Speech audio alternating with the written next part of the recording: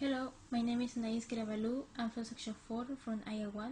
This is my second journal for Units 3 and 4, Education and Diversity.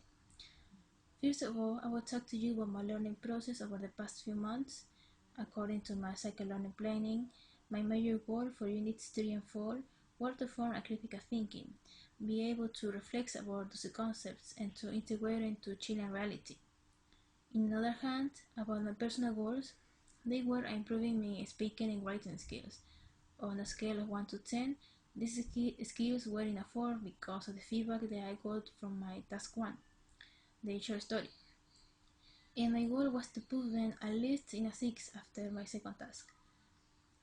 In order to achieve the goal, I searched for grammar exercise and connectors, and I keep a list of all of them on my phone.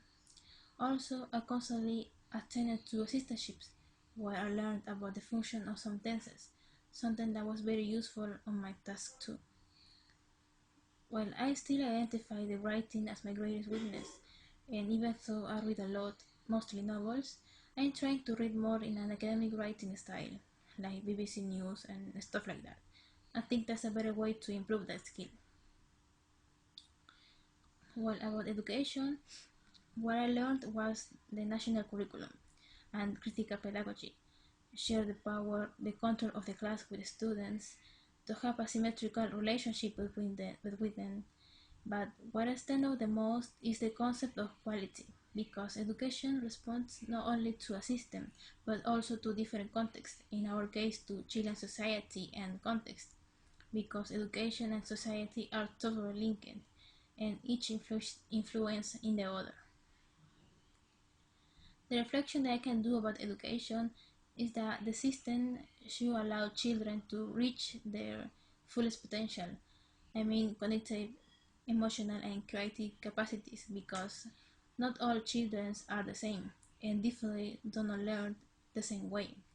I think the curriculum should be more flexible. Most people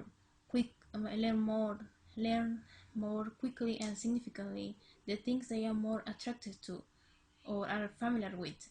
So I think the knowledge should be in terms of what the student is interested in, not imposed by what the teacher or government wants the student to know. About diversity, I learned about inclusion, discrimination, sexual identity and orientation, etc. What stands out the most is that diversity is complex and changes according to the context of the countries, because all of them have different ways to see the world and different aspects of what they consider normal or uncommon or allow in its society. Diversity must be understood as an essential aspect of in education, because it's true that the lack of acknowledgement towards diversity can result in discrimination. There are many cases of discrimination in schools. We can see that in news, and I have experienced it too. I remember my teachers never interfered or asked when something was happening, when people made fun of me for being a foreign. I don't even think they knew how to deal with it, and I didn't feel the confidence to express my discomfort either.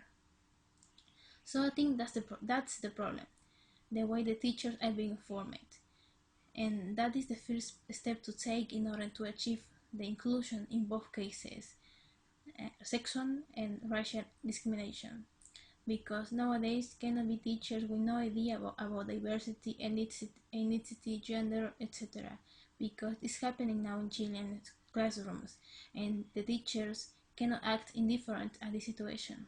The inclusion will begin with changing how teachers are being informed, because diversity is something that naturally happens in society, and it will only grow bigger and bigger. It's not an option to ignore it. Well, that was my reflection in both cases, education and diversity. Thanks for watching. Bye.